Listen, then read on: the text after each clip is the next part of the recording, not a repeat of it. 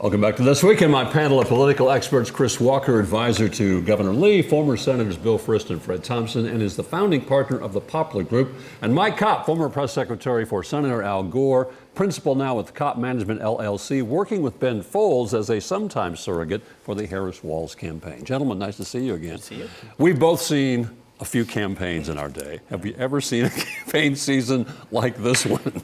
Yeah, I feel like this is the Seinfeld campaign where it's about nothing. No policy positions on either side, it seems like. But, what we're seeing is a very tight race. It's going to come down to 7 swing states, and that's really all it's about.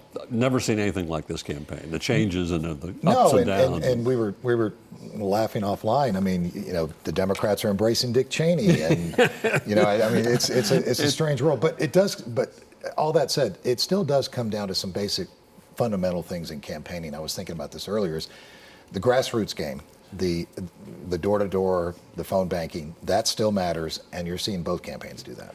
First debate, maybe the last debate between Harris and Trump. Trump says he won't do it. Yeah. Maybe there's a chance that it happens, but it sounds like now this is the only debate.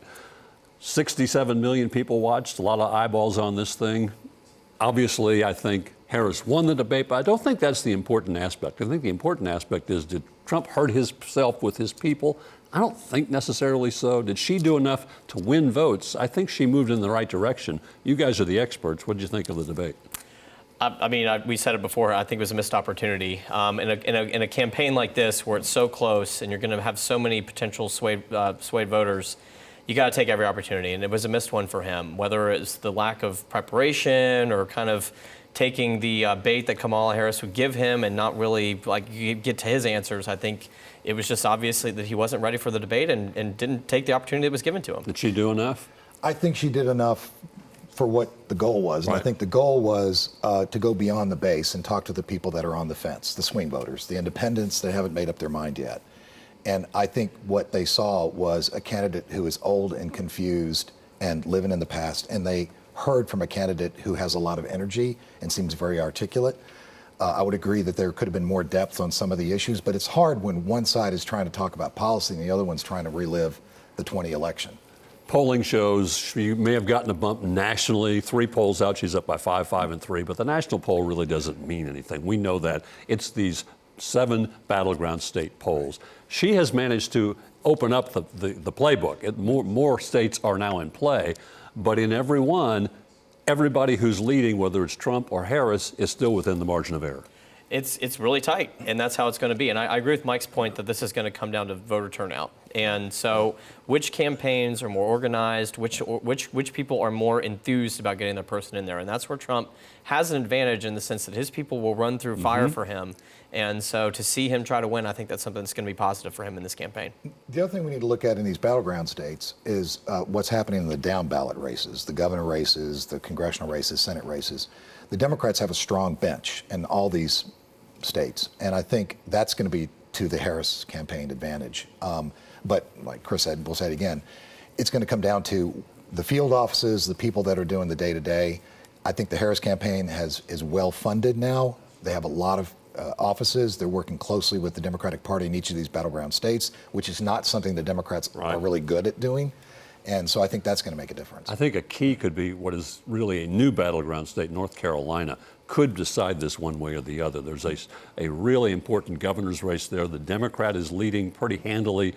Harris had a lead of 1 or 2 points, but not nearly what the governor's candidate has, but he might have enough strength to her be on his coattail to win that state. That could be a real key evening to see what happens in North Carolina. That is a state that's been purple for a while. Obama won it in 2008. And so, again, all of these states come down to a few voters. I agree with Mike, but I would add one other point, though.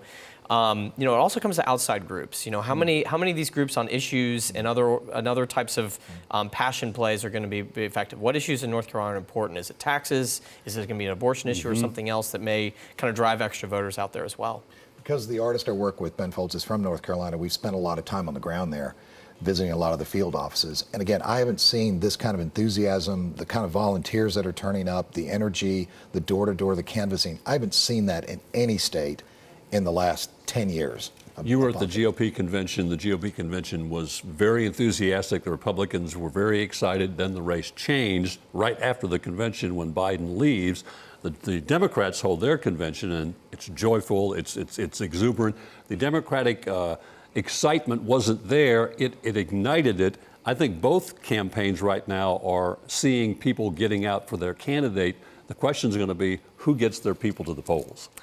I mean, that's really it. I mean, we thought we were running against Biden in the convention, so it did change on us. But, you know, what's really going to come down to ultimately, too, is what do they want to do? What are the policies? And I think one thing that really needs to be honed in from the Trump campaign over the next 50 days is this is the Biden-Harris administration. And so the failures that we're seeing right now in the last 3.5 years need to be wrapped around her, and not talking about cats and dogs and all these other things, but like immigration, inflation, and like the dissatisfaction where we are.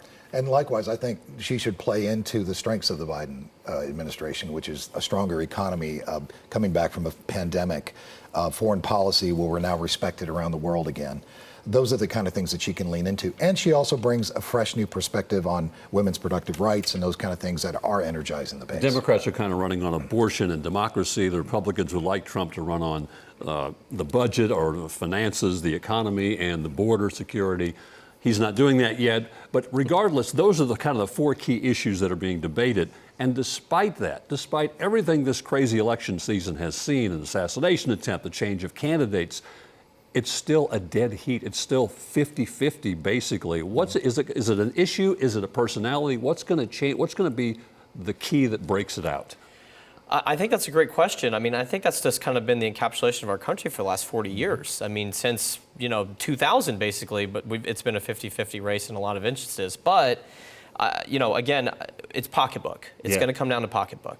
How do people feel about their day-to-day? I mean, inflation is up 18 to 20%, some instances up to 30. That is real money that people have lost year to year. And I do think, irrespective of my friend Mike, I do think that there are some economic headwinds against Kamala Harris that I think are really keeping this closer. And I think the other thing that's not showing up in the polls necessarily is the exhaustion that people have with this divisiveness in our country. Yeah, and I think the candidate that best represents a return to some normalcy, to some courtesy, to some graciousness, that's going to mean something to some of these voters, and I think that's where Kamala Harris wins. 30 seconds left. Will we have a winner election night? Yes.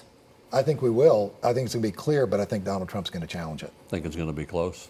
I think it's going to be very close. It's going to be very close, absolutely. Mike Kopp, Chris Walker, appreciate your time and your insight. Always nice to have the discussion about the election. It's around the corner. Stay with us. This Week continues in a moment. I want to thank you for spending part of your weekend with us. That will do it for another edition of This Week. I do want to thank my guests, Mike Kopp and Chris Walker. We hope to see you back here next weekend for another edition of This Week. Between now and then, have a great week. You guys going to be out on the campaign trail any? You know it. We need voter turnout in Tennessee is what we need.